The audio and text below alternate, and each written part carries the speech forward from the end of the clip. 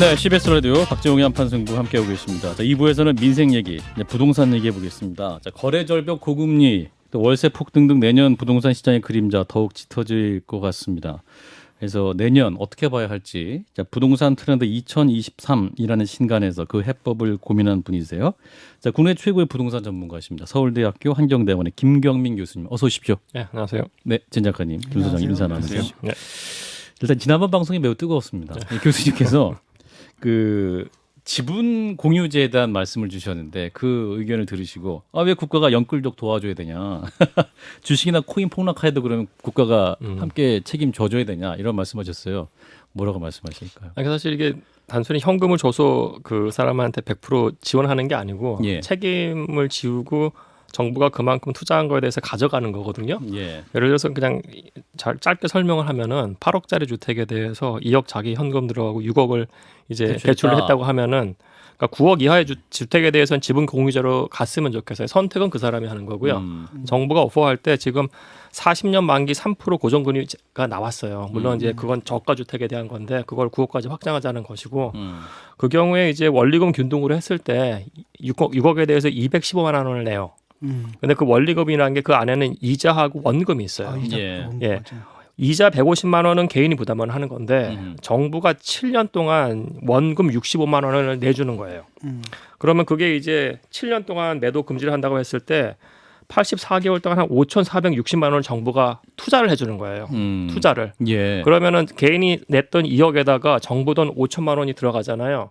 그러면은 지분 자체가 전체 100에서 20%가 정부 거고 80%가 개인 거에 되는 거예요. 지분 공유가 되는 거예요. 사실 이렇게 되면은 개인이 이제 가처분 소득, 그러니까 이자 부담이 굉장히 줄어들기 때문에 가처분 소득이 굉장히 늘어날 수가 있어요. 사실은요. 그에 더해서 정부도 이제 단순히 돈을 공짜로 준 게 아니고 그렇죠. 준 만큼 우리가 가져갈 거라는 걸 명확하게 하는 것이고 그 선택은 개인이 하는 거예요.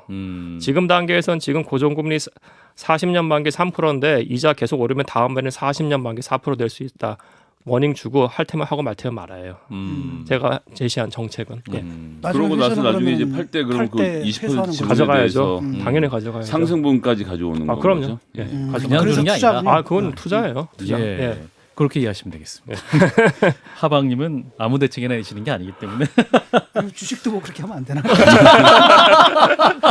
주식은 변동성이 너무 커서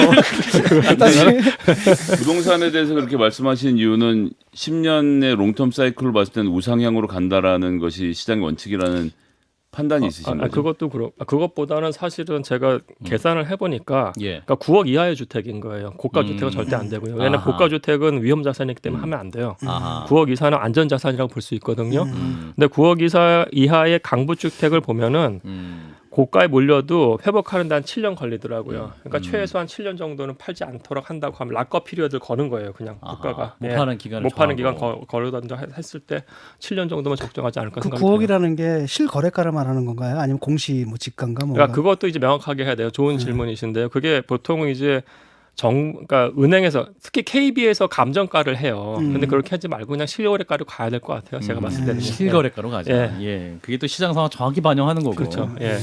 자, 이제 일단 내년을 또 전망하기 위해서 저희가 이제 부동산 트렌드 2023 내년 관련해서 또 책을 내셨는데 일단 부동산 시장과 서울 집값 어떻게 될 거라고 보시니 너무 큰 총평을 좀 여쭤보는 것 그때 같은데. 뭐 하락하실 거라고 예상을 하셨는데. 예. 근데 일단 대략 전국의 아파트가 179만 채, 예. 서울이 157만 채, 전국의 14.6%인데 교수님 책을 보면 이게 너무 브로드하게 보지 말고 권역별로 볼 시각을 또 제시하셨어요. 왜 네. 그렇습니까? 네. 왜냐하면 우리나라 부동산이 사실 권역별로 따로 움직여요. 예를 들어가지고 서울하고 부산, 울산, 경남만 비교를 하면은 수도권인 서울, 인천, 경기는 같이 가요. 패턴 자체는. 서울 이천 예, 같이 가는데 부울경도 같이 가요. 음. 근데 우리가 특히 서울하고 인천, 경기 쪽에서 경험했던 거는 2013년부터 바닥을 찍고 2016년부터 빠르게 폭등해요. 부동산이. 예. 근데 이제 부울경 같은 경우에 특히 울산이 조선업이 망가지면서 2017년부터 19년까지 거의 20%가 빠져요. 그러니까 이게 권역별로 마켓이 사실은 다르게 움직이는 시장이었어요. 예. 근데 이제 제가 왜 2020년, 2021년 버블이라고 하냐면은 2020년과 21년에 전국이 모두 같이 폭등해요. 그러니까 그렇게 움직인 적은 별로 없었어요. 그렇군요. 이제 그런 의미에서 이제 전국도 좀 따로 봐야 되는 것이고, 그렇죠. 예. 예, 함께 봐야 되는 것이다. 근데 지금 28페이지에 이런 문장 쓰셨어요. 부동산 현재 침체기 완전히 진입했다. 이거는 이 시장의 나이브락 같은 얘기인데 침체기 완전히 진입했다. 그러면 얼마나 이 침체기가 지속될 것이냐? 저는 그 질문이 딱 들어왔어요. 얼마나 지속될 것이냐? 완전 침체기인데. 예, 이게 사실은 사실 완전 침체기일 수밖에 없는 게 그 하는 총장님도 말씀하셨던 게 예. 미국 금리 본다고 말씀하셨잖아요. 본인도 그죠? 근데 미국 금리가 3번 연속 0.75씩 올렸고 자이언트 11월 달에 0.75 올리고 12월 달에 또 자이언트 스텝 안 하고 빅 스텝 한다고 0.5 올린다고 했어요. 그래서 앞으로 2개월 동안 뭐 자이언트건 빅 스텝이건 최소한 1.25에서 1.5 올린다는 얘기예요. 그럼 또 상황이 완전히 달라지는 거죠. 이게 침체가 아니면 아닐 것 같고요. 다만 이제 길이에 대해서는 길이. 그렇죠. 저번에 제가 좀 말씀드렸던 것 같은데 미국이 절대로 그 인플레이션이 꺾였다고 기준금리 한 번에 내리지 않아요. 왜냐하면 여기가 70년대 후반에 경험을 했기 때문에 인플레이션이 꺾이는 걸 과정을 지켜볼 거예요. 그래서 자기들이 올린 다음에 한 최소한 몇 개월간은 쭉 갈 거예요. 그 기간 동안까지는 굉장히 힘들 거예요. 우리도. 그러면 이 침체라는 게 그러니까 모두에게 힘든 건가요? 아니면 침체라는 것이 누구에게인가는 기회가 되기도 하나요? 현금 갖고 있는 사람들한테는 기회죠. 현금. 갑자기 많으시군요. 갑자기 현금 부자인 진 작가님 굉장히 지금 의미심장한. 정기예금도 현금에 들어가나? 당연히 현금이죠. 그러니까 24시간 안에 캐시업을 할 수 있는 것들은 현금이라고 보죠. 아 그렇군요. 바로 예. 뺄 수 있는 거죠. 예.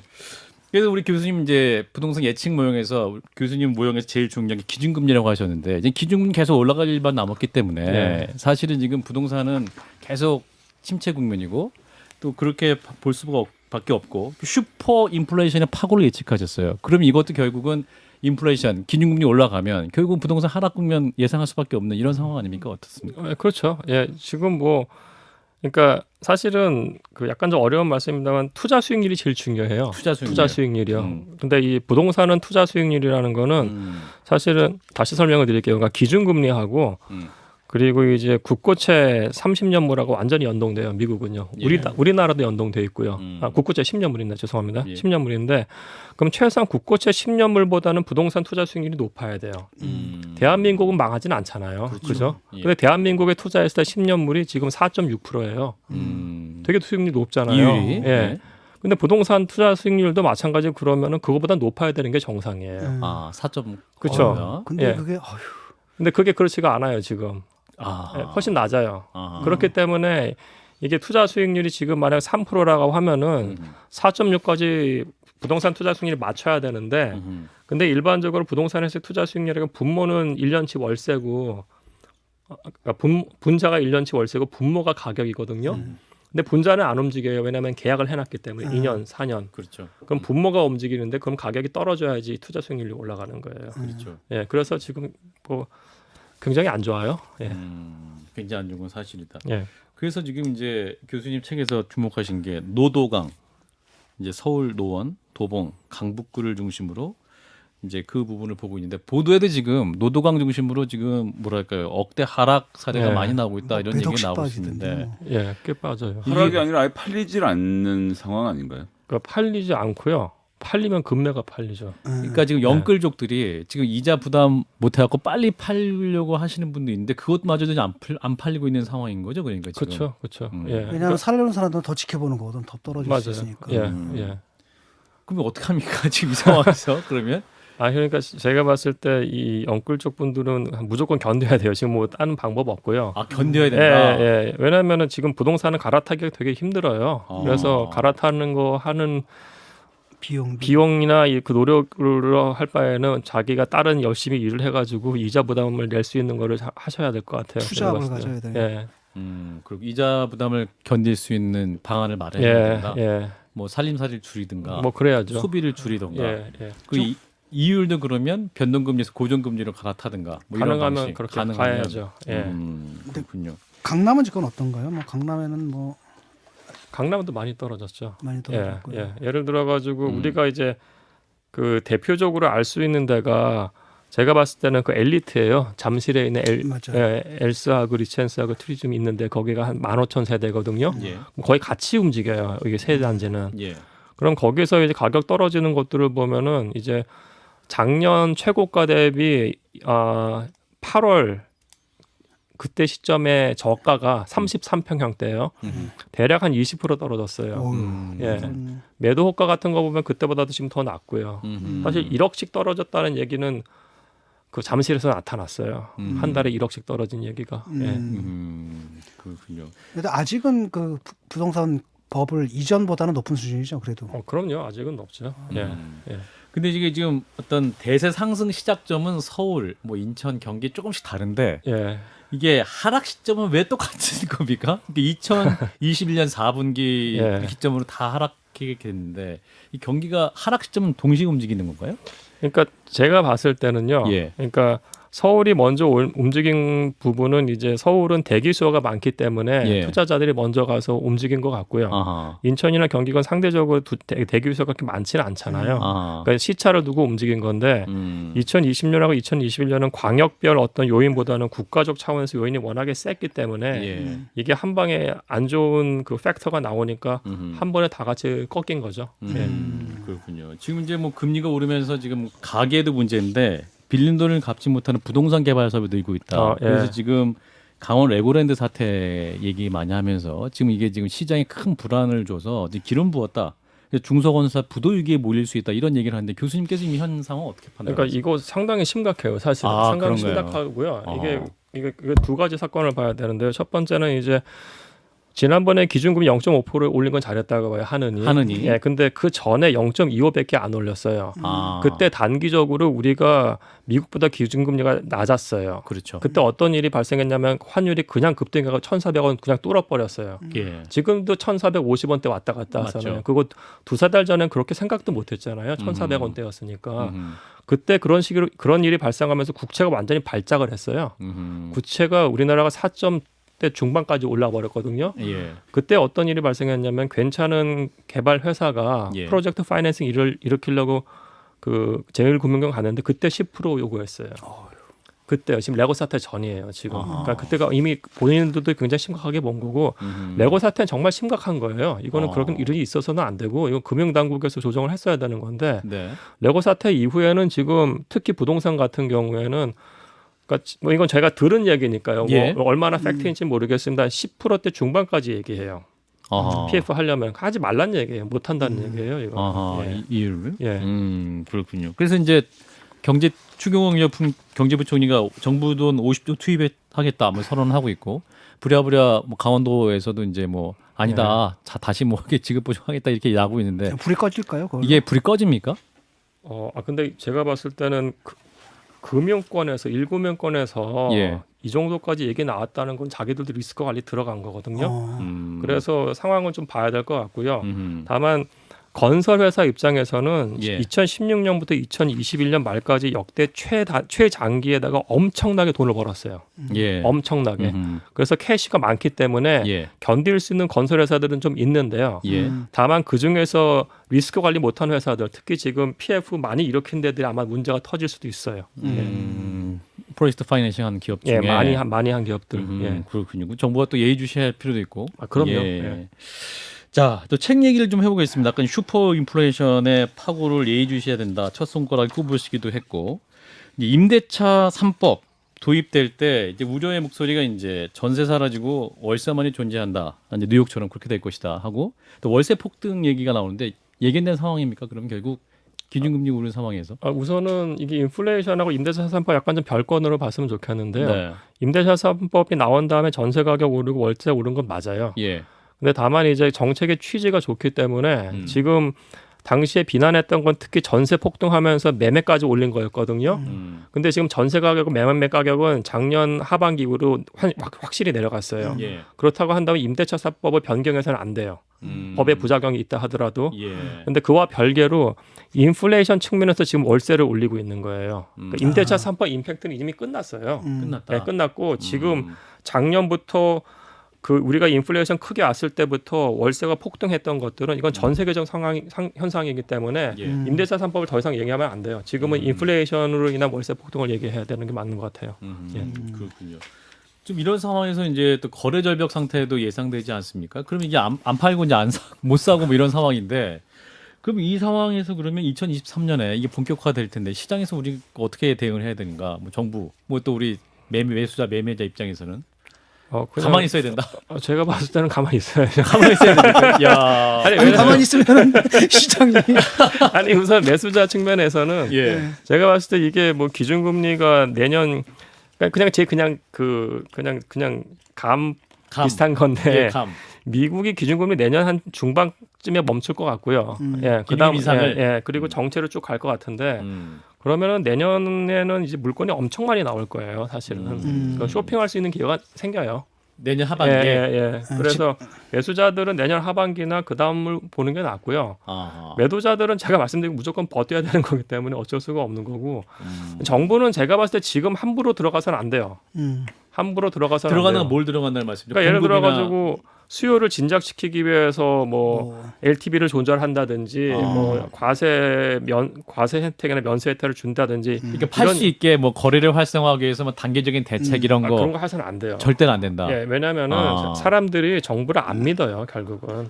너무 왔다 갔다 하니까. 그렇죠. 그 지금 외국이나 이런 데서 사실 그거 많이 바꾸질 않거든요. 그렇죠. 예, 그래서 정부의 신뢰가 무너지는 거기 때문에 이게 문재인 정부하고 윤석열 정부가 다른 정부가 아니잖아요. 대한민국 정부잖아요. 사실은 예. 아무리 문재인 정부도 잘못된 거였어도 이거 2, 3년은 해야죠. 예, 그 다음에 상황 보고서 가는 게 맞고요. 그 다른 말씀이지만 토러스 영국 총리가 45일 만에 단명했잖아요. 그렇죠. 여러 팩터가 있습니다. 다 감세도 있었습니다만 또 다른 게 부동산 규제 완화 얘기했어요. 그 사람이. 예. 예, 근데 그렇게 단명해 버렸어요. 지금 규제 완화 얘기 나오면 안 돼요, 정부에서. 어쨌든 집을 살려고 하는 사람들 같은 경우는 뭐 이제 얼마 전부터 현금을 쟁여놓고 있다고 생각하고 내후년에 이걸 갖고 들어갈까 말까 고민을 하고 있는 사람들이 있을 텐데 말씀대로 내년에 매물이 쏟아진다는 것은 가격이 지금 수준보다 낮은 가격에서 형성이 되겠지만 어쨌든 이자가 또 높은 상태인 거잖아요. 예. 뭐 사실 2016년 이럴 때 뭐 2% 이렇게 안팎에 구할 수 있었던 것이 지금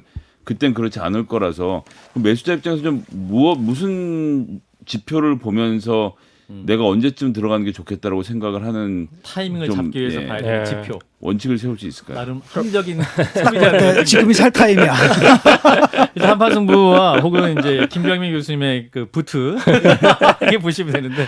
예. 제가 한 3개 봐야 될 것 같은데요. 예. 우선 워낙에 미국이 중요하니까 미국의 기준금리 멈추고 아하. 조금이라도 떨어진 시점이 중요할 것 같아요. 예. 내년 중반이라고 예상하셨습니다. 아니, 근데 중반부터 좀 정체가다가 언제 떨어질지 모르겠어요. 아, 알겠습니다. 예, 그게 첫 하반으로 번째고. 봅시다 그냥. 예. 알겠습니다. 하반기. 두 번째는 아. 그 매도 호가하고 직전 거래 가격과의 차이예요. 아. 그러니까 상승장에서는 만약에 그 전 달에 10억에 팔렸으면 제가 매도인이라면 저는 11억에 내놔요.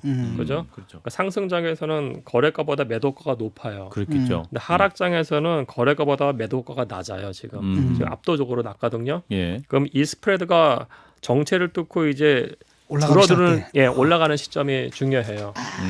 예. 포인트. 근데 이게 중요한 건 뭐냐면은 예. 매도 호가 데이터는 이거는 그 데이터가 저장이 안 돼요. 그러니까 네이버에서 뭐 2021년 1월 1일 달 시점에 매도 호가가 얼마였냐 그런 데이터는 없어요. 그래서 본인들이 개인분들이 자기가 살고 싶은 아파트 단지 여러 개 찍은 다음에 예. 이거 여기 찍는 것도 대형 단지 위주로 찍으셔야 돼요. 1000세대 이하 찍으시면 안 되고. 왜냐하면 대수의 법칙이어가지고 예. 매물도 그게 많이 나와요. 어허. 그리고 그리고 평형대도 25평하고 30평, 33평 딱 2평형 보셔야 돼요. 어허. 왜냐면 그게 제일 많아요 우리나라에서. 예. 그 평형대에서 매도가 계속 트랙 다운 한 다음에 이게 실거래가하고 어떻게 붙는 시점이 존재할 거예요. 제가 봤을 때 예. 그게 중요하고 그럼 그렇게 됐을 때 또 다른 사인은 거래량이 터져요. 2016년엔 거래량이 완전히 터진 시점이었어요. 그 다음부터 쭉 갔어요 서울은. 예.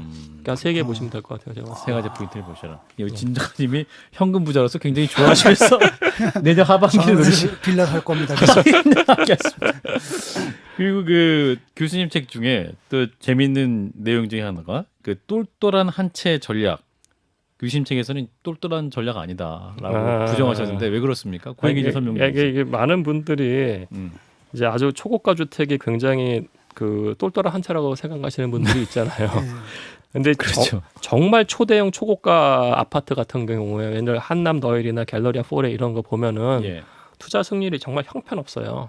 아 그런가요? 예, 예를 들어서 한남 너일의 가장 큰 평형대가 한 100평 되는데요. 예. 얘가 지금 뭐 100억에 넘을 수도 있죠. 뭐 연예인들 많이 살고 그래가지고 예. 또 굉장히 좋은 곳으로 막 인식을 하고 있는데 근데 그런 게 아니다. 사실은. 그게 한 2019년에서도 한 60억에서 80억 사이에 거래됐거든요. 예. 2014년에도 60억에서 80억 사이에 거래됐어요. 그러니까 10몇 년 동안 변함이 없네. 50% 오른 거예요. 50%. 강북에 있는 아파트도 투자 수익률 150%가 있는데, 어. 예. 그러니까 초대형, 그러니까 제가 말씀드린 건 초대형 초고가 아파트는 투자 수익률이 나쁘다는 얘기예요. 오히려 투자 수익률 관점에서는 그 괜찮은 단지의 그러니까 소형 아파트 단지가 제일 높아요. 투자 수익률은. 지금 이제 부동산 투기를 부추기시 부추기신 건 아니고 멍청한 한 채를 팔고 똘똘한 세 채를 사라. 그게 아니고 그럼 이제 150%. 예 그렇군요. 알겠습니다. 예 굉장히 우울한 얘기하다가 마지막에 또 약간 전략적인 얘기 좀 해주셔가지고 또 청취자 여러분들이 또 참조를 또 하실 수도 전략은 알겠는데 100억이 없네. 알겠습니다. 예. 자, 우리 서울대학교 김경민 교수님의 부동산 트렌드 2023 관련된 책 내용도 한번 보고 또 현 경제 상황도 짚어봤습니다. 오늘 여기까지 하도록 하겠습니다. 자주 나와주시죠. 네, 김경민 교수였습니다. 고맙습니다. 네, 감사합니다. 좋아요, 구독. 알림 설정.